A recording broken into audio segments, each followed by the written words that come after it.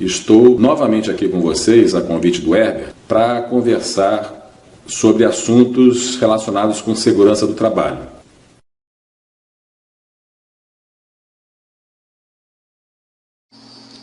Bem, vamos começar com um assunto que ganha cada vez mais destaque no Brasil, apesar de já ser abordado na Europa e nos Estados Unidos há mais de 20 anos. Esse assunto é a comunicação de riscos.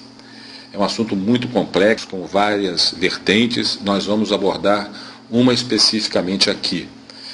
E a comunicação de riscos, ela surgiu para informar sobre os riscos para a saúde e segurança que as pessoas estão expostas.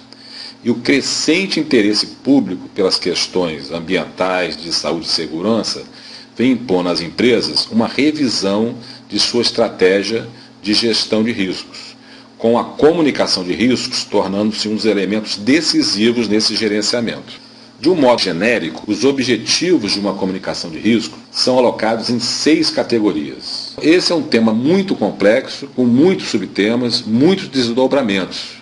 Então aqui vamos nos restringir em como podemos aumentar a qualidade da informação que passamos para os nossos colaboradores, de forma a melhorar o desempenho de todos com relação à segurança do trabalho. Em função dos vários objetivos da comunicação, e eles terem aspectos às vezes antagônicos, vai exigir uma solução específica para cada situação. E isso acontece também, no nosso caso que a gente vai abordar aqui, em função das pessoas serem diferentes uma das outras. Então, essa diferença vai causar uma primeira questão. Por que usar apenas um canal de comunicação se as pessoas são diferentes? Quando eu falo canal de comunicação, o que eu estou querendo dizer? O canal é o meio que você usa para se comunicar com as pessoas. Por exemplo, o procedimento documentado é um canal de comunicação. Um informativo é um outro tipo de canal. Um cartaz é um canal de informação. Agora, um filme tem uma outra forma de comunicar e é um outro tipo de canal. Palestras são canais de comunicação. Diálogo de segurança, o DDS, é um canal de comunicação.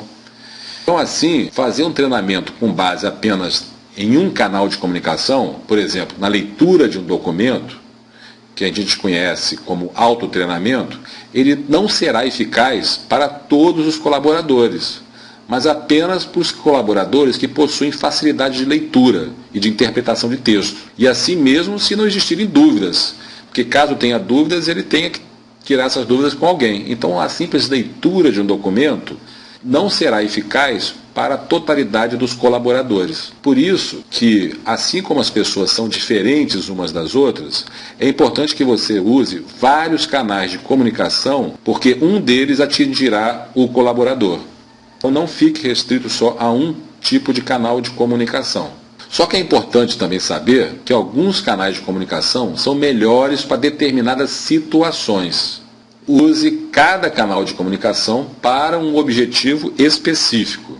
Vou dar um exemplo. Um documento, quando está em papel, é um procedimento documentado, ou uma informação escrita em papel, ele é o ideal para a compreensão de ideias novas, longas e mais complexas. Quando você precisa passar esse tipo de informação, o papel é um meio mais adequado.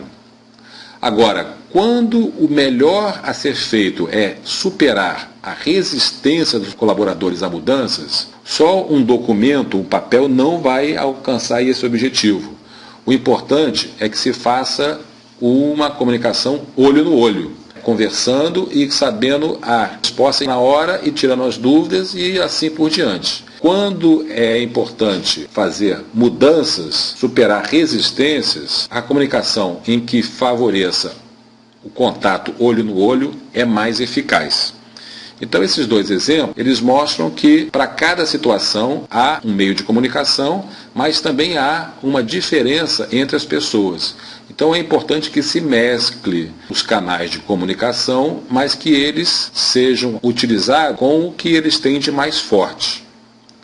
Isso é importante vocês tentarem passar no dia a dia, no DDS, nas informações de segurança para os colaboradores e assim por diante. Uma forma de comunicação que é utilizada por muitos técnicos de segurança é o que eu vou chamar aqui de política do medo.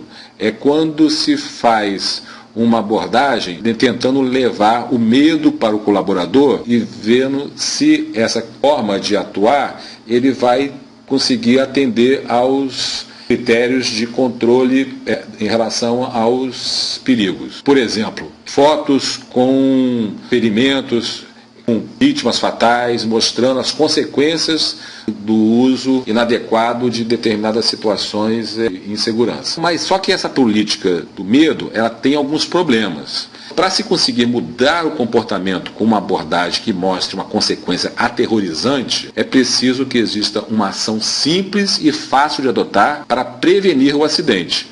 Caso não tenha essa facilidade de ação, a política do medo não vai ter consequência nenhuma em relação a melhorar o desempenho de saúde e segurança.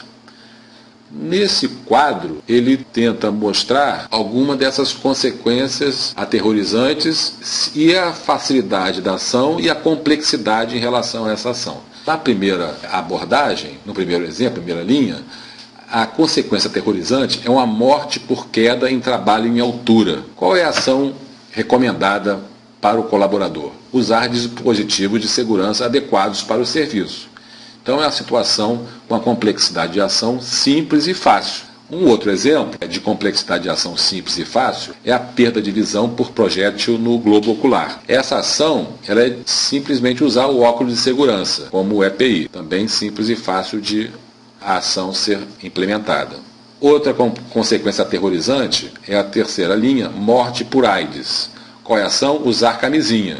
Complexidade simples e fácil. Agora, a consequência aterrorizante seguinte, câncer no pulmão por fumar, muitas vezes ele tem como ação exigir que se pare de fumar. A política do medo, mostrando fotos no cigarro da pessoa com câncer, o pulmão mostrando que está deteriorado, a pessoa na cama deitada com a família do lado, ele moribundo, etc. Esse tipo de ação, parar de fumar, para quem é fumante e conhece fumante, sabe que não é de fácil implementação. Com essa política do medo, em que a complexidade da ação é difícil, ela não surte o efeito que se espera. A pessoa não vai parar de fumar, mostrando consequências aterrorizantes de quem fuma. Essa ação não é eficaz. Outra ação que não é eficaz é no caso que aconteceu no país há algum tempo atrás, da morte por vírus da influenza H1N1. E qual era a ação recomendada? Higienização das mãos e evitar ambientes fechados. Isso, para quem trabalha em ambientes em que tenha influência no ar, é muito difícil implementar, porque a pessoa tem que trabalhar lá e higienizar as mãos. Pode ser feito, mas quem está manipulando sempre está precisando sempre ter contato com as mãos e a exposição ao vírus. Então também a complexidade da ação é muito difícil caso ela seja apenas higienização das mãos e evitar ambientes fechados. Qual seria a ação adequada nesse caso para morte por vírus de influenza H1N1? Recomendar e estimular a vacinação das pessoas. A vacinação é uma complexidade de ação simples e fácil, tendo a vacina. Por isso as pessoas vão fazer. Agora, recomendar como ação a simples higienização das mãos e evitar ambientes fechados, na prática ela é de difícil implementação. Esse quadro tenta mostrar que ao selecionar uma ação para evitar uma consequência aterrorizante, é preciso antes avaliar a complexidade dessa ação. Se a ação for de difícil implementação, fuja dessa ação. Procure ações em que a implementação seja simples e fácil. Para encerrar esse tema, vamos falar aqui da primeira moral da história. A comunicação de riscos, que serve para uma pessoa, pode não servir para outra, como mostra a charge abaixo. E a segunda moral da história, escolha sempre a ferramenta mais adequada para cada situação.